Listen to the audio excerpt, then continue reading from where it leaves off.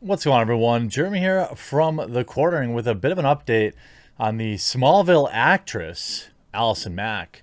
For many of you, I don't know if you follow this as closely as I did, but if you don't know this, here's a fun fact about me.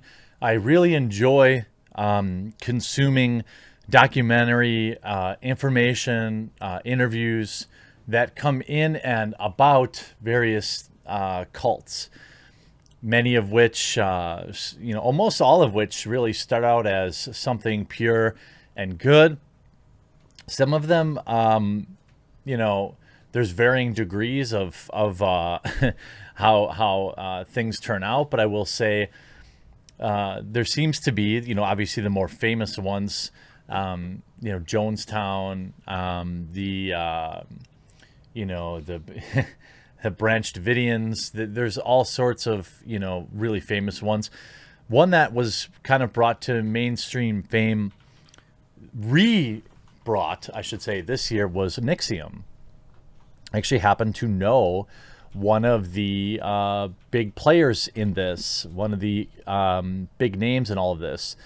I wouldn't say we're like besties, but I did meet them, and we have talked a few times, both on video chat, and then we talk in DMs, and it has provided a really interesting other side to this particular group of people. And so my opinion on this is somewhat more muddied. I feel like I have to put that up front. There are groups of the women who were involved in this that never and still don't see themselves as having done anything against their will. Now, there are people that do see it that way, and I just think the situation is more complex than I can put together in one video. Obviously, there are two very popular documentaries about them, with varying degrees of accuracy. As someone who has spoken to someone directly in this group at a high level, there are many things that she refutes or says that things were twisted and placed in the worst possible light. I don't disagree with that. We know that the modern day documentary, in fact, really documentaries as a whole, are not necessary. I mean, now modern day to a greater degree, they're meant to entertain. They're not meant to educate. So they'll take the most like spicy details about something in particular and crank it up a notch, embellish. They oftentimes don't give equal time to multiple sides. This isn't me, openly refuting or defending those in this group, but it is me saying that I'm in a really unique position where, like, I've actually spoken to somebody high up in this group several times about things, and there are things that they refute directly. This isn't an opportunity that I've ever had with any of the other groups I've studied over my lifetime. So yeah, there's that. So Smallville actress Allison Mack, if you don't know, she was one of the higher ups, if not the highest up outside of Keith Raniere in this group. And she's been facing trial for some of the things that went on. And sentencing was today, and I guess it came down to 3 years behind bars, a $20,000 fine, and 1,000 hours of community service. Now, those closest to her probably feel like this is ridiculous. Those on the outside looking in probably think that this is ridiculous. Everyone probably has a different opinion. The maximum penalty I think that Allison Mack was looking at was 17 years, and had previously pled guilty to various things, racketeering, conspiracy, and all sorts of stuff like that. The actress told the judge that she had remorse and guilt for her actions. Allison Mack, now 38, has not yet responded to the Washington Post request for comment. I doubt they ever will. The actress faced, a maximum sentence of 40 years. Guidelines then put it closer to a range of 14 to 17. Now, before her sentencing in the U.S. District Court for the Eastern District of New York, her attorneys requested no jail time for their client. They wrote in a memo issued days before that she recognized she had committed grievous wrongs. The memo also noted that Mack had publicly denounced Mr. Rainier of the group last October when he was sentenced to 120 years for being the leader of this group. Of course, Mack apologized to those that had been harmed by her actions. She wrote of Rainier, "I believe wholeheartedly that his mentorship was leading me to a better, more enlightened vision of myself. I devoted my loyalty, my resources, and ultimately my life to him. This was the biggest mistake and regret of my life," she added. Though Mack did not testify against Keith, prosecutors said she eventually worked with them and provided the government with recordings that at trial served as crucial evidence of Rainier's role in devising the branding ceremony that many people know about. Now, I've asked specifically about this type of thing. I can't speak to everyone. Obviously, I've asked specifically about this detail.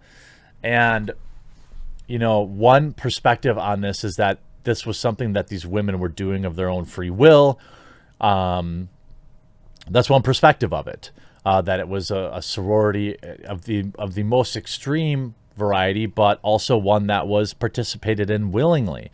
That's the position of those that still stand by Keith have.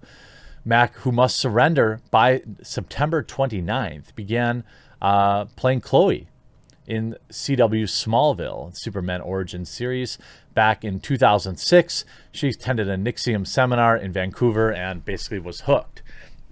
In 2018, Mack was, of course, indicted on federal charges, and when everything started to fall apart, the Washington Post's Hank Stuever described The Vow, which premiered late last August, as chilling, and noted that in an era of widespread deception and political gaslighting, it served as a reminder of how skepticism can save your life.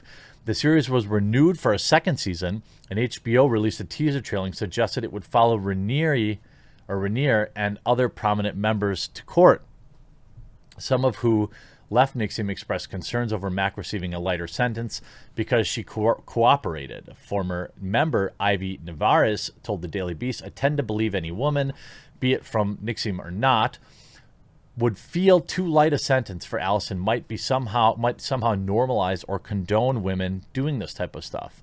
In a recent letter, Mack wrote that she was sorry to those of you that she brought into the group, and so sorry that, I don't know. Obviously these are things that her lawyers probably told her she had to write. All I can say about this particular story is that, while there are things that most of us find really bizarre, and there are things that I fail to wrap my head around that Keith did that are still defended by many, including people I've talked to directly,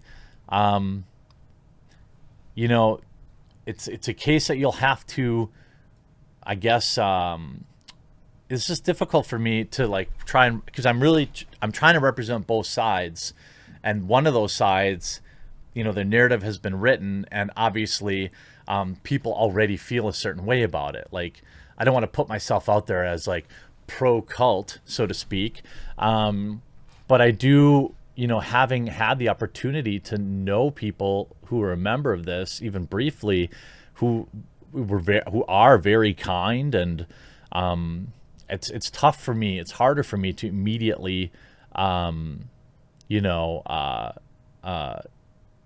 think it's black and white. Obviously, there were things in this group that I don't agree with, that I think were wrong, and I disagree with, the people that I know about this. But, there's, readiness drills, and, the master and slave stuff, sleep deprivation, extremely restrictive diets. You can argue that these people were doing so, they were there of their own free will, and maybe that was true for some of them, but certainly some of them don't feel like that was the case.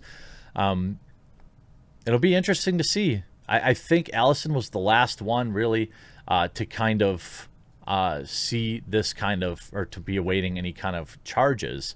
I don't think like Nikki Klein or anything like that, who is married to her, is facing anything that I know of.